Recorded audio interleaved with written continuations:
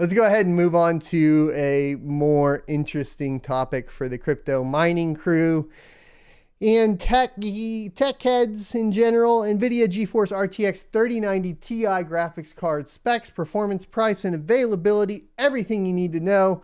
And this is coming from WCCF Tech, your #1 supplier of tech rumors. Here we go. This is by Hassan. And it basically goes on to say, NVIDIA GeForce RTX 3090 Ti is going to be a behemoth, the flagship, the ultimate graphics card from the green team. And here's everything from specs, price, performance that you need to know. The NVIDIA GeForce RTX 3090 Ti graphics card is the ultimate graphics card that the green team will have to offer. Based on its Ampere architecture, the card is ultimate in every sense: graphics, performance, power, pricing.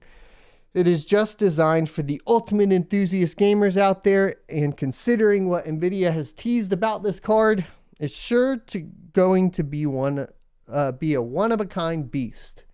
NVIDIA designed the GeForce RTX 3090 Ti not just for the ultimate gamer, but also for the professional content creators too, as well as those dirty crypto miners. Let's go on.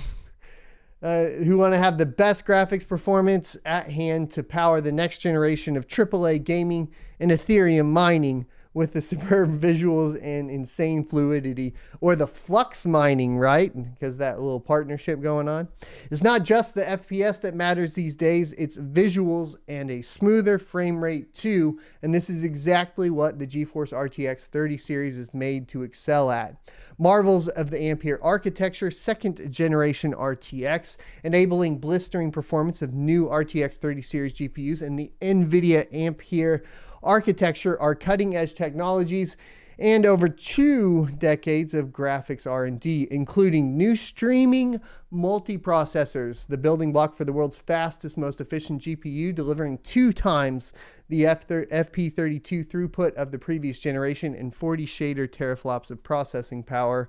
We have second generation ray tracing cores, 78 ray tracing teraflops of processing power, 3rd gen tensor cores with 2 times the throughput of previous generation, making it faster and more efficient to run AI powered technologies like DLSS, and 320 tensor teraflops of processing power. NVIDIA RTX 10 enables rapid GPU based loading and game asset decompression, accelerating input and output performance by up to 100 times compared with hard drives and traditional storage APIs. World's fastest graphics memory. This is important for the mining, the most important part. NVIDIA has worked with Micron to create the world's fastest discrete graphics memory for the RTX 30 series cards, GDDR6X. It provides data speeds of up to 1 terabyte a second system memory bandwidth for graphics cards applications, maximizing game and app performance. Of course, that one is going to be the big deal.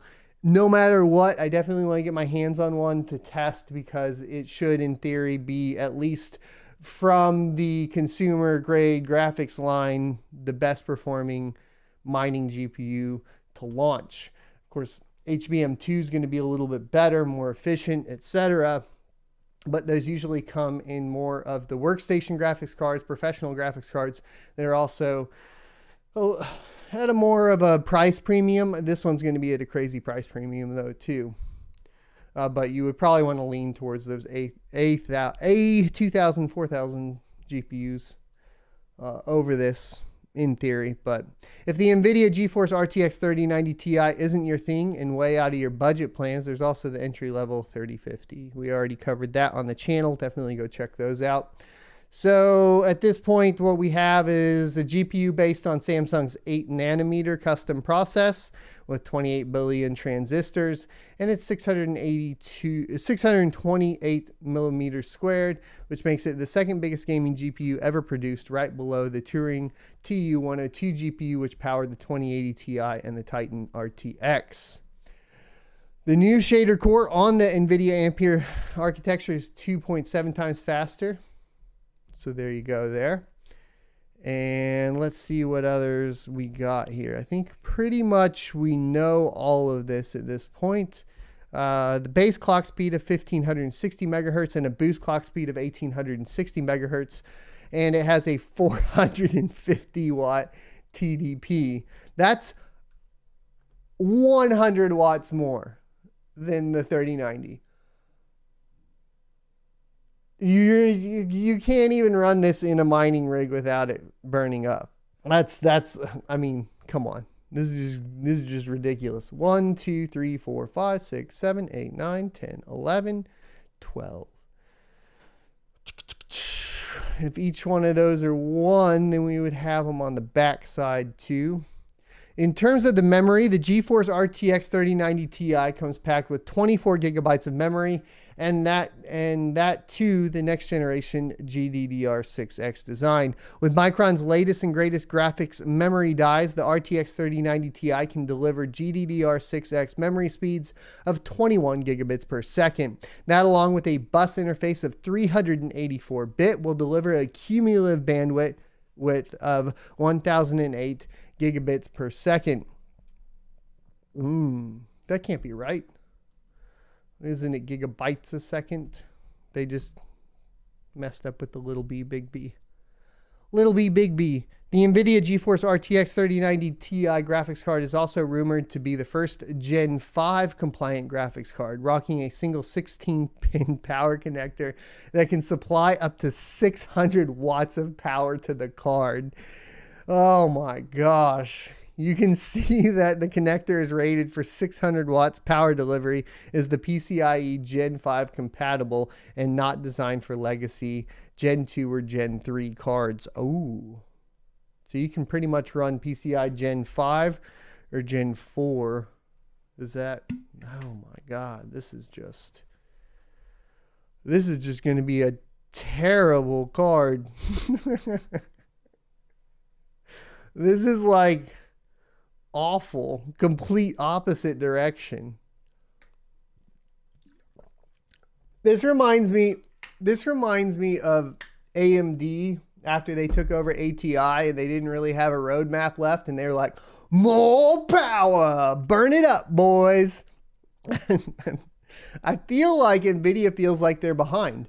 Why else would you be just adding more power? That usually when you're adding more power as opposed to reducing like your manufacturing process, that sort of thing, that usually means you're falling behind. But the rumors on the 4000 series, like RTX 4000, is that we're going to get like double to quadruple at the top end.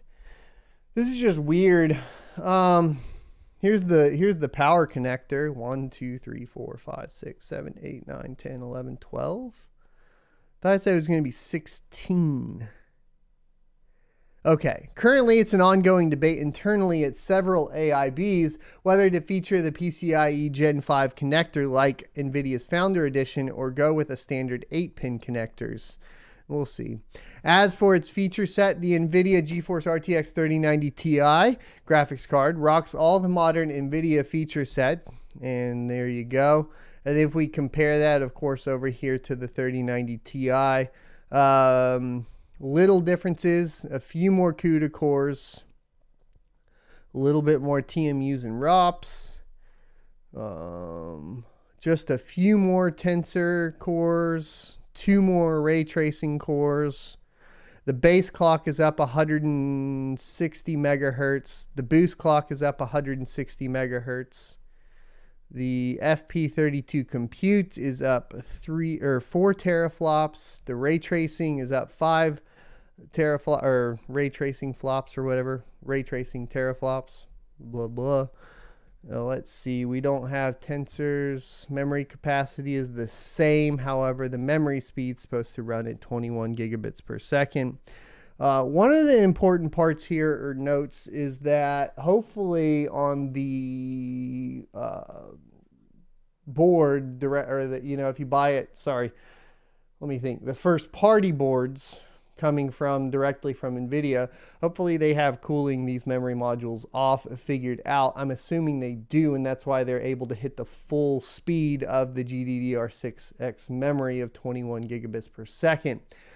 Most likely a lot of the AIBs, if the 3090 is anything to work off of, are not going to have this figured out.